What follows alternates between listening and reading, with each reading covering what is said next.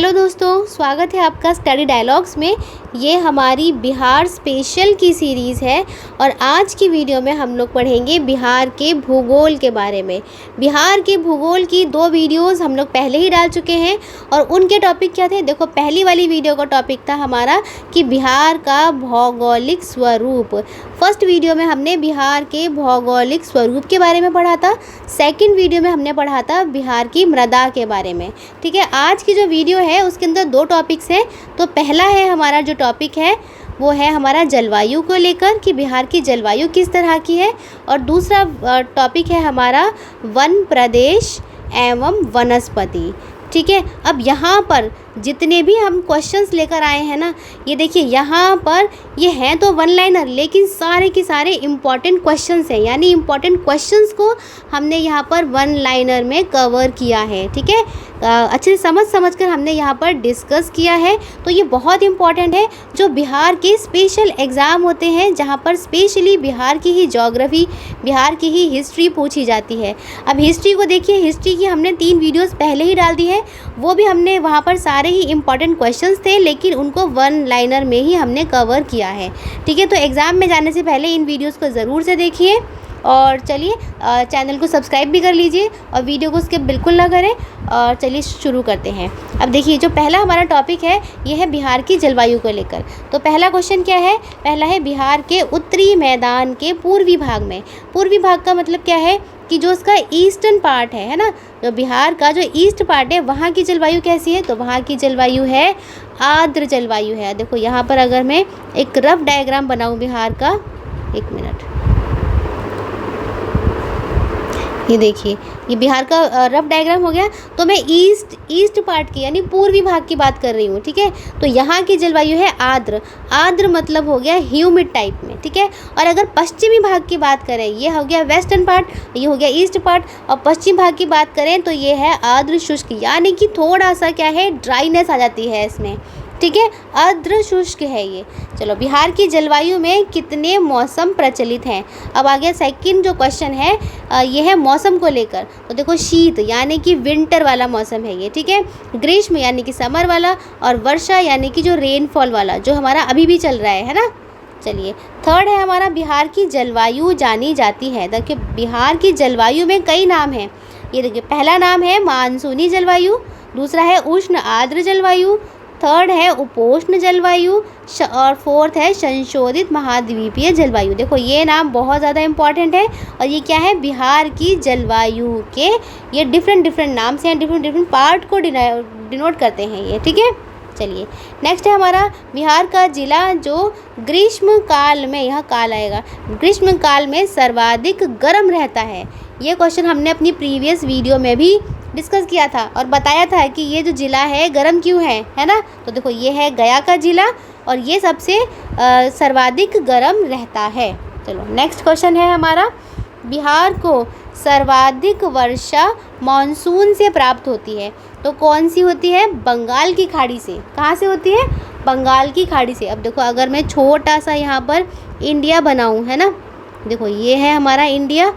ठीक है, और यहाँ पर ये हमारा इधर की तरफ हमारा बिहार आ जाता है। यहाँ क्या आता है? यहाँ आता है बिहार, और ये जो है ये है हमारी बंगाल की खाड़ी। ठीक है, यहाँ पर समुद्र है, ये बंगाल की खाड़ी है। तो यहाँ क्या पूछा है कि बिहार को सर्वाधिक वर्षा मानसून कहाँ से प्राप्त होती है? तो देखो, ये बंगाल की खाड़ी से होती है। अब वो कैसे होती है? क्योंकि जब साउथ वेस्ट मानसून की यहाँ पर आगमन होता है तो एक ब्रांच यहाँ से आती है जो कि बिहार से होती हुई इस तरह से आती है। ठीक है, तो जो पानी होता है ना, दक्षिण पश्चिम मानसून जब आता है तो यहाँ से पानी उठाते हुए एक ब्रांच बिहार में वर्षा करती है। तो ये चीज़ हमें याद रखनी है। ठीक है, चलिए अब है, हाँ, तो नेक्स्ट क्वेश्चन है हमारा, 1 मिनट, हाँ, बिहार को, अच्छा 1 मिनट, बिहार में सर्वाधिक औसत वर्षा होती है। अभी जो मैंने आपको डायग्राम बताया वो आपको समझ में आ चुका है कि बे ऑफ बंगाल की ब्रांच से, यानी कि बंगाल की खाड़ी से एक ब्रांच जो जाती है वो ईस्ट पार्ट की तरफ जाती है, जहाँ पे कि हमारा बिहार है। तो बिहार के उस पार्ट में कौन सा एरिया पड़ता है? ये पड़ता है किशनगंज। ठीक है ना, पूर्वी भाग जो होता है, तो वो एरिया कौन सा है, वो है किशनगंज ज़िला। तो सबसे ज़्यादा सर्वाधिक औसत वर्षा कहाँ होती है, किशनगंज में होती है। और उत्तर पूर्व मैदानी भाग में स्थित है। उत्तर पूर्व का मतलब क्या हुआ, ये नॉर्थ ईस्ट के मैदानी भाग में स्थित है। देखो इसको तो हम यहाँ देख लेते हैं, ये रहा किशनगंज, देखिए ये किशनगंज है, ठीक है, नॉर्थ ईस्ट में पड़ रहा है कि नहीं, कहाँ पड़ रहा है, ये नॉर्थ ईस्ट में है, उत्तर पूर्व मैदानी भाग में स्थित हो रहा है। और यहीं पर सबसे ज़्यादा वर्षा जो है, सर्वाधिक वर्षा होती है बिहार में अगर देखा जाए तो। चलिए अगला देख लेते हैं। अगला है हमारा बिहार से लौटता मानसून। जब मानसून जब लौटता है ना, तो बिहार से लौटता मानसून प्रारंभ होता है। तो ये कहाँ से कहाँ तक होता है, ये होता है अक्टूबर के मध्य में शुरू हो जाता है मानसून का लौटना। यानी पहले तो आपकी वर्षा आएगी, पहले तो आपके साउथ वेस्ट मानसून यानी कि दक्षिण पश्चिम का आगमन होगा, ठीक है। उसके बाद में जब रिट्रीटिंग मानसून की बात आती है, यानी कि लौटते हुए मानसून की बात आती है, ये वो वाली बात करी जा रही है। तो वो कौन से महीने में होता है, वो अक्टूबर के मध्य में होता है। ये याद रखना है कि उसके मध्य में है, स्टार्टिंग में नहीं है, ठीक है। चलिए नेक्स्ट है बिहार में शीतकालीन वर्षा का कारण। देखो शीतकालीन वर्षा यानी कि जो विंटर्स में बारिश हो रही है उसकी बात हो रही है ये। तो वो किन किन कारणों से होती है, एक तो है भूमध्य सागर की ओर से आने वाली चक्रवात से। अब देखो भूमध्य सागर का मतलब क्या है, उसका मतलब है मेडिटरेनियन सी से, ठीक है ना। मेडिटरेनियन सी से क्या आती है, मेडिटरेनियन सी से आती है वेस्टर्न डिस्टर्बेंस आती है, ठीक है। ये हमने आपको एनसीईआरटी में बहुत ही अच्छे से पढ़ाया था ना, तो वही है ये वेस्टर्न डिस्टर्बेंस जिसे बोलते हैं, ठीक है। चलिए अब है बिहार के उत्तरी पूर्वी प्रदेशों में वर्षा होती है। देखो सेम वही क्वेश्चन है, बस उसको बार बार ना घुमा के पूछा जा रहा है। उत्तर पूर्वी का मतलब क्या हुआ, नॉर्थ ईस्ट प्रदेश जो है वहाँ से वर्षा कहाँ से होती है, तो दक्षिण पश्चिम मानसून से ही तो होगी। जब वर्षा आएगी, जब मानसून आएगा तो बस जो मानसून है वो दक्षिण पश्चिम वाला ही चल रहा है, ठीक है ना। उसी मानसून से वर्षा हमारे बिहार के नॉर्थ ईस्ट पार्ट में होगी, यानी कि पूरे बिहार में ही उससे होगी। चलिए अगला है बिहार में मानसून प्रत्यावर्तन के समय बिहार में मैदानी भागों में हवा का जोर रहता है। तो देखो यहाँ पे जो हवा का जोर रहता है वो दो कारणों से रहता है, ठंडी पछुआ और उत्तरी हवा के कारण, ठीक है। चलिए नेक्स्ट देख लेते हैं। आगे जाने से पहले देखिए हमारा जो चैनल है उस पर हमने कई सारी सीरीज़ चला रखी हैं। तो पहली तो वही है बिहार स्पेशल की सीरीज़ जो मैं अभी आपको पढ़ा रही हूँ। तो इसी में हम लोग ज्योग्राफी यानी भूगोल भी कवर करेंगे, हिस्ट्री कवर कर लिए हमने पहले ही, करंट अफेयर 6 महीने के पहले ही डाल दिए हैं, ठीक है। और भी वीडियोज़ हैं जो कि आपकी आती रहेंगी। और अभी प्रीवियस ईयर क्वेश्चंस हमारे चल रहे हैं 38वीं बीपीएससी से लेकर के 69वीं बीपीएससी तक के, तो वो भी आप एग्ज़ाम में जाने से पहले ज़रूर से देख कर जाएँ। अब नेक्स्ट है हमारा एनसीईआरटी को लेकर। पहली जो सीरीज़ है उसमें है एनसीईआरटी डिटेल्ड एनालिसिस। यहाँ पर फुल चैप्टर पढ़ाया जाता है विद नोट्स, आपको नोट्स भी दिए जाते हैं, खुद से नोट्स को प्रिपेयर करने की कोई ज़रूरत नहीं है। फिर इन चैप्टर्स में से जो भी मोस्ट इंपॉर्टेंट एमसीक्यूज़ होते हैं वो यहाँ पर डिस्कस किए जाते हैं। एक है जीएस 8 एमसीक्यूज़ की, यहाँ पर ये जो 8 एमसीक्यूज़ हैं ये डेली करंट अफेयर से ही बनाए जाते हैं, मोस्ट इंपॉर्टेंट है, आपको न्यूज़ भी पता चलती है और आपको एमसीक्यूज़ भी प्रैक्टिस हो जाती है। नेक्स्ट है हमारा मंथली मैगज़ीन। पिछले महीने जो भी इम्पॉर्टेंट करंट अफेयर रहे हैं उनको वन लाइनर में कंपाइल करके यहाँ पर मैगज़ीन के रूप में इसको लाया जाता है। अभी जुलाई की हमने कवर करी है, सिर्फ 41 लाइनर्स में करी है। मोस्ट इंपॉर्टेंट करंट अफेयर्स को ही यहाँ पर इन्वॉल्व किया जाता है। फिर है ट्रिक्स की, यहाँ पर ट्रिक से हम 5 MCQs को लर्न करना सीखते हैं। मेंस टॉपिक्स की भी रेगुलर वीडियोस आती हैं और पॉलिटी MCQs भी आप देख सकते हैं, जाके प्रैक्टिस कर सकते हैं। और अगर आप चैनल की कम्युनिटी पर जाएंगे तो वहाँ पर रेगुलरली प्रैक्टिस के लिए क्वेश्चंस डाले जाते हैं, आप जाके अपनी प्रैक्टिस कर सकते हैं। और ये पूरा चैनल जो है हमारा हिंदी और इंग्लिश मीडियम दोनों ही बच्चों के लिए है, तो चैनल में विज़िट कीजिए और सब्सक्राइब भी कीजिए। चलिए अगला देख लेते हैं। बिहार में शीत ऋतु में झंझावातीय वर्षा होने का कारण क्या है। शीत ऋतु मतलब है कि विंटर्स, मतलब सर्दियों की बात हो रही है, ठीक है। तो उस टाइम पर झंझावातीय वर्षा होने का क्या कारण होता है, चक्रवाती तूफान होता है कारण, ठीक है। बिहार में गर्मी के दिनों में सूर्य की स्थिति रहती है। अब देखो गर्मी के दिन है, पहली बात तो यह है सर्दियाँ नहीं है गर्मियाँ हैं, ठीक है। तो वहाँ उस टाइम पर सूर्य की स्थिति क्या रहती है, तो उस टाइम पर सूर्य की स्थिति उत्तरायण रहती है। उत्तरायण का मतलब क्या हुआ, देखिए जैसे ये हमारी पृथ्वी है, ठीक है, हमारी पृथ्वी है। अब यहाँ पर जो है ये 0 डिग्री की हमारी इक्वेटर की लाइन है, ठीक है। ऊपर की तरफ कौन सी होती है, ऊपर की तरफ होती है हमारी ट्रॉपिक ऑफ कैंसर, है ना, ट्रॉपिक ऑफ कैंसर, यानी कि कर्क रेखा होती है, कर्क रेखा होती है। और ये नीचे जो होती है ये होती है हमारी ट्रॉपिक ऑफ कैप्रिकॉर्न, ठीक है, कैप्रिकॉर्न यानी कि मकर रेखा। अब देखो जब हमारी गर्मियाँ होती है ना, तो एपरेंट मूवमेंट ऑफ सन होता है, यानी कि सूरज का आभासीय मूवमेंट। यहाँ सूरज के आभासीय मूवमेंट की बात हो रही है, यानी कि एपरेंट मूवमेंट ऑफ सन की बात कही जा रही है। तो गर्मियों में सूरज जो होता है वो हमारे ट्रॉपिक ऑफ कैंसर के पास होता है। तो बस ये हो गया हमारा एक तरह से नॉर्दर्न हेमिस्फेयर में ये हमारा जो सूरज है ये नॉर्थ की तरफ यानी कि उत्तर की तरफ पड़ता है, उत्तरी गोलार्ध में आ जाता है, ठीक है। और यही सूरज सर्दियों में दक्षिणी गोलार्ध में चला जाता है, लेकिन वो सर्दियाँ होती हैं। अभी हमारे इंडिया में क्या है, गर्मियाँ हैं, तो उस टाइम पर क्या है, ये उत्तरायण में माना जाएगा, ठीक है, समझ में आ गया।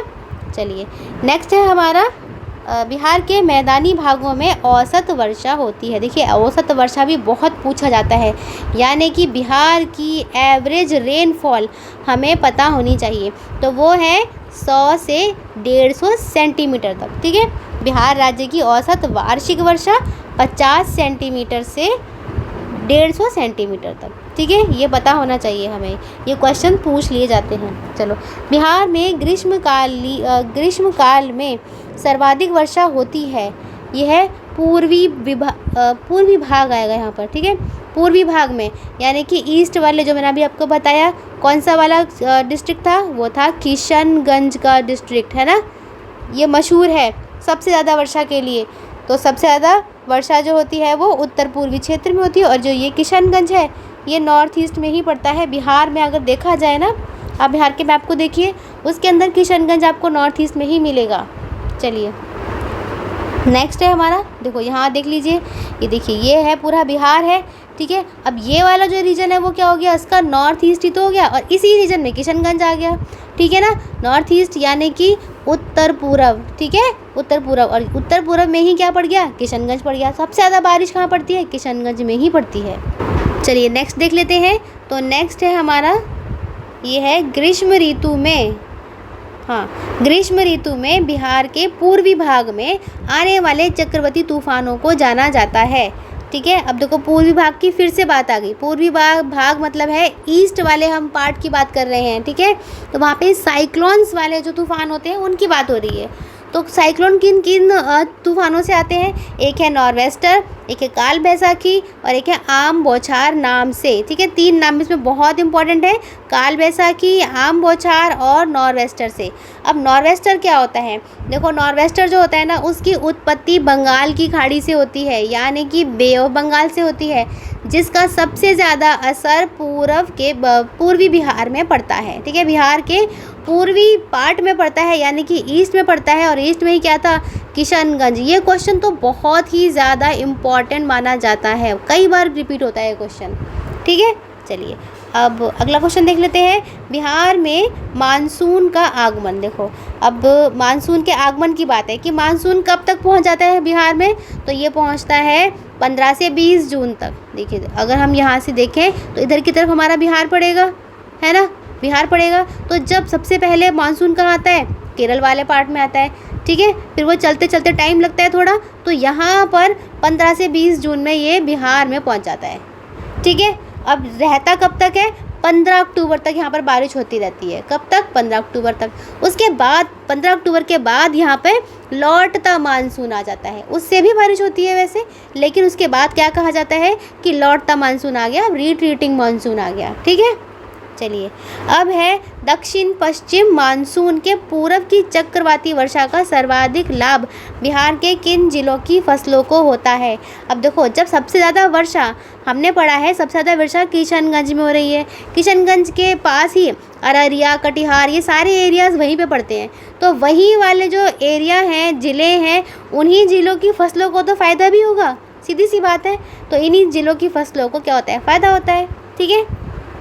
अब नेक्स्ट है बिहार में पाए जाने वाले वन। वन यानी कि यहाँ फॉरेस्ट की बात हो रही है, जंगलों की बात हो रही है।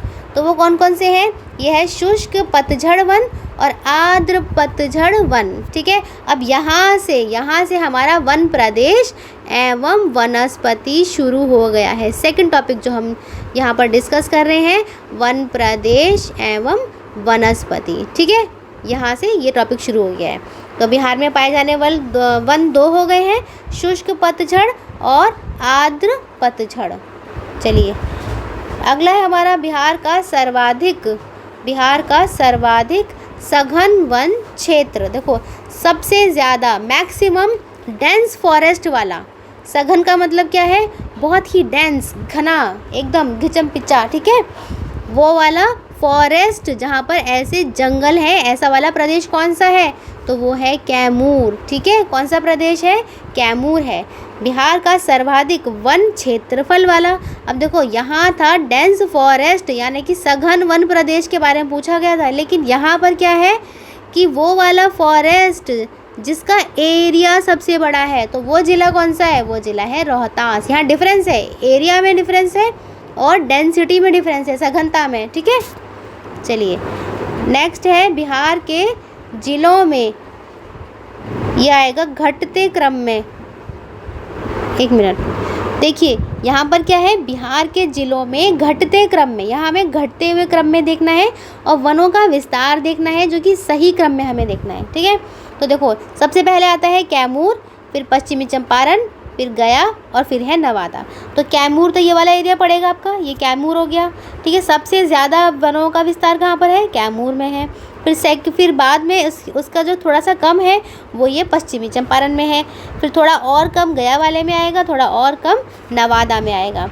ठीक है, और अभी हमने क्या पढ़ा था कि बिहार का सर्वाधिक सघन वन क्षेत्र, ठीक है, सर्वाधिक सघन वन क्षेत्र क्या पढ़ा था? वो भी हमने कैमूर ही पढ़ा था, अभी पढ़ा था ना।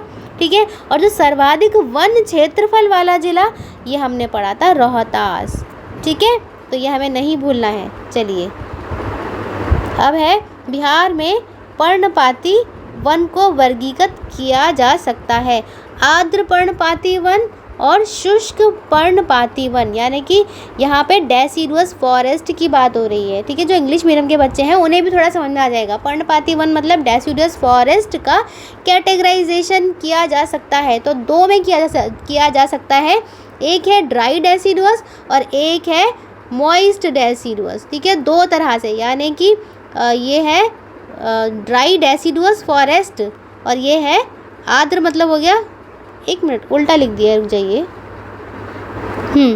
तो ये आर्द्र वाला आएगा मॉइस्ट, ठीक है, और शुष्क वाला आएगा ड्राई डेसिडुअस। ठीक है, चलिए अब है आर्द्र पर्णपाती तराई वन। तो आर्द्र पर्णपाती, लेकिन ये तराई वन है, तो तराई वन कहाँ पर पड़ेंगे आपके? सहरसा, पूर्णिया, अररिया।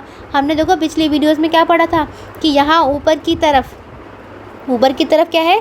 सहरसा, अररिया और पुणे। सहरसा, ठीक है, पूर्णिया और अररिया, तो ये वाले रीजन कहाँ आते हैं? तराई प्रदेश में आते हैं। तो इसीलिए यहाँ पर आर्द्र पर्णपाती तराई वन भी इस एरिया में हमें मिलेंगे। ठीक है ना। चलिए अब नेक्स्ट है हमारा भीम बांध अभ्यारण्य मुंगेर में किस तरह का वन प्रदेश है। देखो पहली बात तो ये है कि भीम बांध अभ्यारण्य जो है वो मुंगेर में है, ठीक है, लेकिन ये किस तरह का फॉरेस्ट है? ये है शुष्क पतझड़ वन। ठीक है, शुष्क पतझड़ वन। चलो अब है आर्द्र पतझड़ वन। आर्द्र मैंने अभी आपको बताया ह्यूमिड वाले की बात हो रही है, मॉइस्ट वाले की बात हो रही है। तो ये है उत्तर पश्चिमी भाग और दक्षिण स्थित पहाड़ियों में। ठीक है, चलो नेक्स्ट है वाल्मीकि टाइगर रिजर्व कितने क्षेत्र में फैला हुआ है? इसको हम लोग उसमें देख लेते हैं, मैप में देख लेते हैं। ठीक है, मैप का है हमारा ये रहा, ये देखिए वाल्मीकि टाइगर रिजर्व। पहली बात तो ये पश्चिम चंपारण में पड़ता है, ठीक है, और इसका जो एरिया पूछा है यहाँ पर, तो एरिया है 898.45 किलोमीटर स्क्वायर। ये इसका क्या है? एरिया है। ठीक है, और भीम बांध जो हमने अभी पीछे पढ़ा था, भीम बांध वन्य जीव अभ्यारण्य, वो मुंगेर में है। तो देखो मुंगेर ये रहा, हमने लोकेशन भी साथ की साथ देख ली, मुंगेर की देख ली, पश्चिम चंपारण की देख ली। ठीक है, चलिए आगे देख लेते हैं। तो यहाँ पर अब यहाँ पर कुछ जैविक उद्यान आए हैं, जैविक उद्यान हैं और उनके ज़िले दिए हुए हैं, तो हम ये भी देख लेते हैं, ये एग्ज़ाम में पूछे जाते हैं। तो संजय गांधी जैविक उद्यान कहाँ पड़ता है? ये पटना में पड़ता है। एक मिनट, इसको भी हम लोग साथ की साथ यहाँ देखते हुए चलेंगे। चलो इसको हम सीधा यहीं पे पढ़ लेते हैं, ठीक है। तो देखो पहला है संजय गांधी जैविक उद्यान, तो ये कहाँ पड़ता है? ये पड़ता है पटना में, संजय गांधी जैविक उद्यान, ठीक है। अब है वाल्मीकि नगर अभ्यारण्य, ये है चंपारण में पड़ता है, ठीक है। नेक्स्ट है हमारा कैमूर अभ्यारण्य, तो कैमूर कहाँ पड़ेगा? ये पड़ेगा रोहतास वाले एरिया में।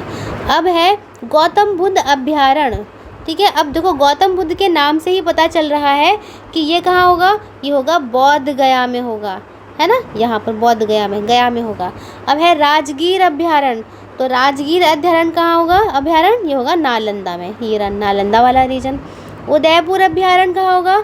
ये होगा चंपारण में। अब है कुशेश्वर पक्षी अभ्यारण्य कहाँ पड़ेगा? ये पड़ेगा हमारा दरभंगा में, ठीक है, दरभंगा में पड़ेगा। अब नेक्स्ट है विक्रमशिला गंगा डॉल्फिन अभ्यारण्य, तो ये है भागलपुर में। ये सारी लोकेशंस मैंने आपको बता दी हैं, ठीक है, और यहाँ पर आपके शॉर्ट नोट्स में सब लिखा है यहाँ पर, ठीक है। तो यहाँ से आप लोग इसको पढ़ सकते हैं और साथ ही साथ लोकेशन भी देखते हुए चलिए। तो ये थी हमारी छोटी सी वीडियो ज्योग्राफी की। अभी और भी वीडियोस आएंगी ज्योग्राफी की, फिर ज्योग्राफी आपकी कंप्लीट हो जाएगी। तो मैं आशा करती हूँ कि आपको हमारी वीडियो अच्छी लगी होगी। फिर भी अगर आपको कोई डाउट है, कुछ समझ में नहीं आया, कोई प्रॉब्लम है, तो आप हमसे कमेंट बॉक्स में पूछ सकते हैं। हमारी वीडियो को ज़्यादा से ज़्यादा शेयर कीजिए और ज़्यादा से ज़्यादा लाइक भी कीजिए, इससे हमें भी एंकरेजमेंट मिलता है। और चैनल को सब्सक्राइब ज़रूर कीजिए। तो मिलते हैं अगली वीडियो में। Happy learning.